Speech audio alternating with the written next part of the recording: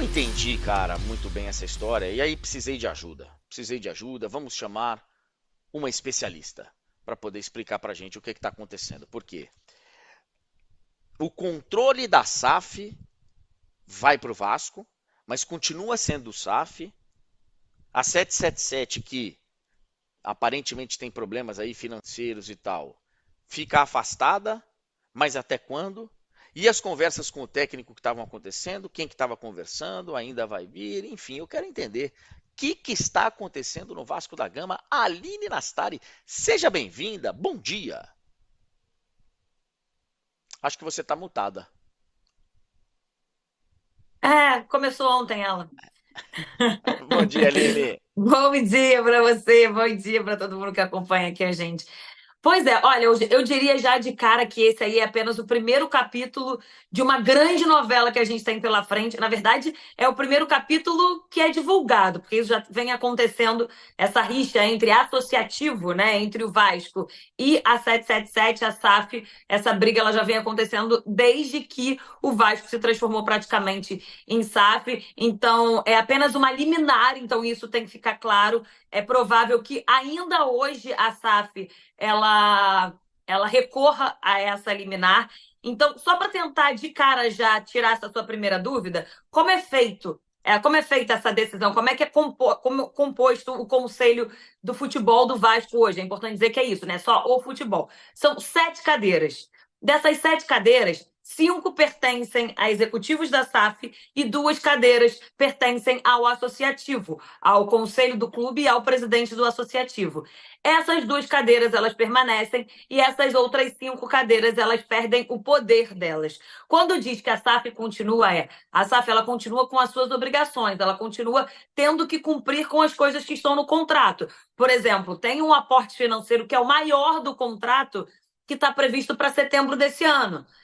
Então, as obrigações de salário, as obrigações da SAF, elas permanecem. O que divide é essa decisão, que é o principal ponto do associativo, que é o que o associativo brigava, que não tinha direito de discutir o futebol. Tinha 30% apenas das decisões do clube, então não poderia interferir em absolutamente nada. Então, desde que o Pedrinho assumiu, o Pedrinho já tinha dito que não tinha uma aproximação da SAF, que ele não conseguia participar, que ele não podia falar e nem fazer muita coisa, porque estava previsto tudo dentro do contrato, que tinha uma cláusula de confiabilidade. Então, desde o início, ele já vinha se colocando meio que nessa briga. Agora, o que motiva externamente, né, a entrar na justiça e a fazer isso? É a situação financeira da 777 fora do Brasil.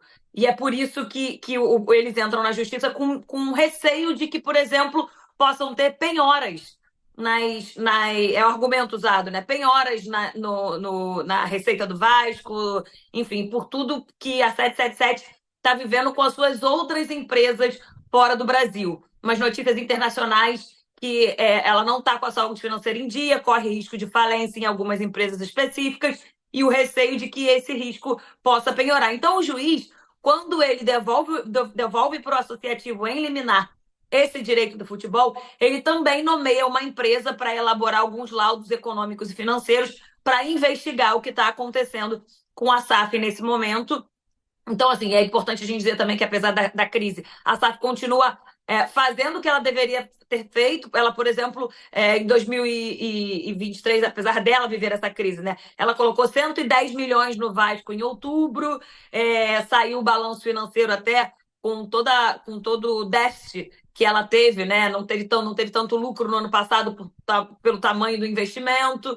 Enfim, então, o que ela faz de fato é retirar o direito do associativo. Ah, Aline, mas e o treinador que vai chegar essa semana? O ponto é: tudo pode continuar acontecendo, mas o diretor de futebol, o diretor executivo, o Pedro Martins, em vez dele se reportar à SAF, como ele se reportava antes, ele tem que se reportar ao associativo, ao Pedrinho, pelo menos enquanto essa liminar estiver em vigor. Entendi. Então é uma decisão, Aline, que ela muda vamos lá, com quem está pagando as contas, vai. É lá em cima. Aqui embaixo, entre nós aqui, quem está conversando com o técnico, quem está. Isso continua. Os diretores do Vasco eles não foram afastados. Esses caras que recebem e têm o salário pago, jogadores, a comissão técnica quando chegar, diretores, eles continuam. Só que quem vai assinar o cheque lá em cima e quem vai se responsabilizar por isso, por enquanto, é uma outra pessoa, é uma outra entidade, que é o Vasco, mas continua tudo assim, seguindo o mesmo cronograma aqui embaixo. É isso. Exatamente. Os salários, quem continua pagando é a SAF. Só que isso, eu acho que nesse momento gera um confronto bem complicado, né? Porque é isso, a vontade do associativo desde sempre é interferir no futebol. E mesmo que seja por alguns momentos, ganha ali uma possibilidade maior pela frente de influenciar no futebol. Então, o associativo considera que as decisões da SAF não são decisões corretas. Eles acham que essa SAF ela pensa em ter investimento a longo, médio prazo e que nesse momento deveria ser feito algo mais rápido para ter um retorno a curto prazo. Então é isso. Será que o Pedrinho pensa que esse treinador, o Álvaro, que está chegando aí, é o treinador que deveria ser contratado?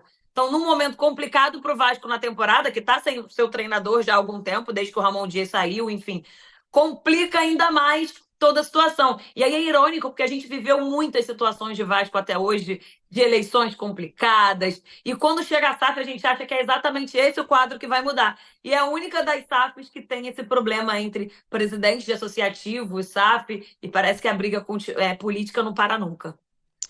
E é engraçado, né, Aline? Porque desde que o Pedrinho assumiu, várias entrevistas dele indicavam que havia um problema muito sério, né? Nessa relação,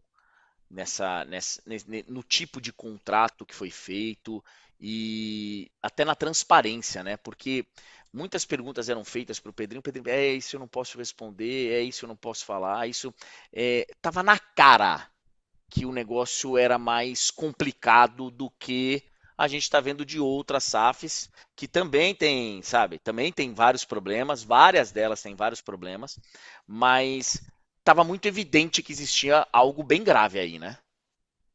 Se a gente parar para pensar, quem são os presidentes dos clubes? Nas outras SAFs, o presidente do associativo praticamente ele não aparece.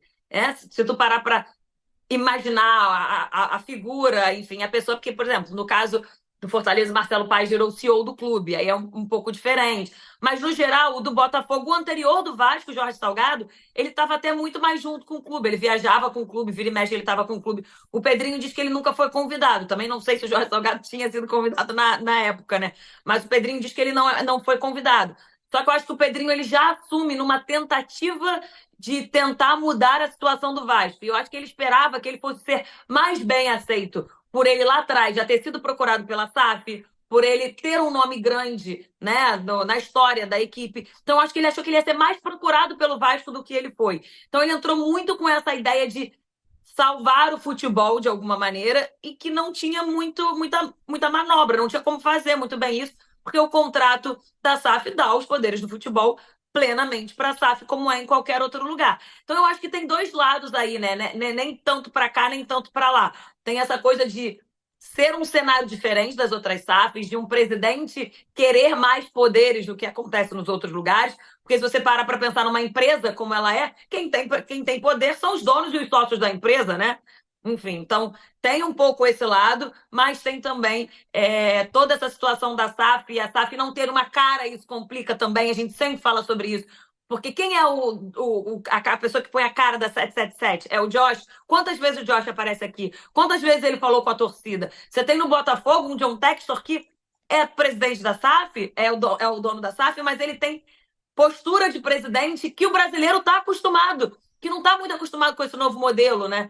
Então é isso, ele fala Bem como se ou ele fosse. mal, bem ou mal, o Textor tá ali, né? O Textor tá Exato. ali. É, E ninguém se questiona da presidência porque ele tem postura de presidente, sabe? É um sim. pouco, eu acho que ele ocupa um pouco esse espaço. Eu acho que na 777 nunca tem muito aonde cobrar, o que cobrar, então tem um cenário perdido. Os resultados não vão bem, o torcedor vai questionando, questionando, questionando, e o que era pequenininho foi aos poucos crescendo e hoje saiu uma bola de neve.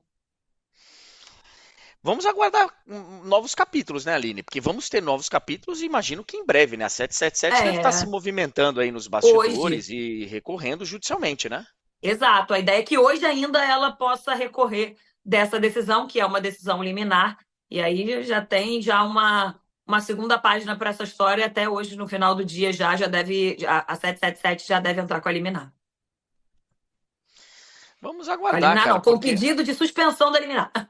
de pedido de suspensão da liminar. E aí vamos aguardar, né? Vamos aguardar o que é que vai acontecer. Claro que o torcedor ele fica preocupado, ele quer ver o resultado disso no campo e também o que vai acontecer com o clube, porque se a empresa que assinou um contrato com o Vasco, um contrato de tantos anos, está quebrada, ou esse é o receio que a empresa esteja aí por aí, especialmente fora do Brasil, é complicado, né? É complicado você estar amarrado num contrato que.